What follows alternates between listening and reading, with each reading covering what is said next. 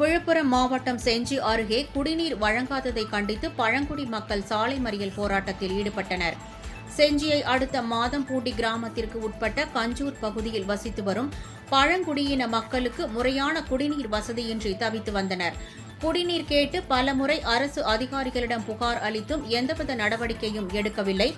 இதனால் ஆத்திரமடைந்த பழங்குடி மக்கள் ஊராட்சி ஒன்றிய அலுவலகம் எதிரே சாலை மறியலில் ஈடுபட்டனர்.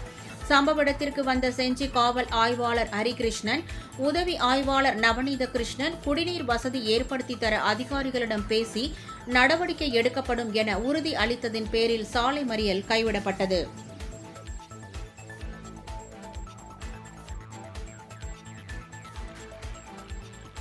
விழுப்புரம் மாவட்டம் செஞ்சி வட்டம் மாதப்புண்டி எஸ்டி குடியிருப்பை சேர்ந்தவங்க. நாங்கள் அங்கே 150 குடும்பத்துக்கு நாங்கள் இருக்கிறோம். ஒவ்வொரு வீட்லேயும் 3 குடும்பங்க இருக்கிறவங்க. எங்களுக்கு தண்ணி வசதி கிடைக்கல.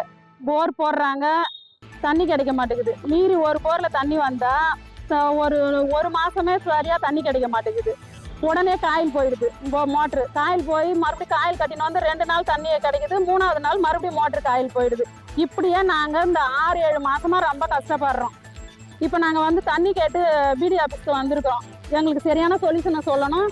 எங்களுக்கு கிணறு வெட்டி கொடுக்க சொல்லி கேட்குறோம்.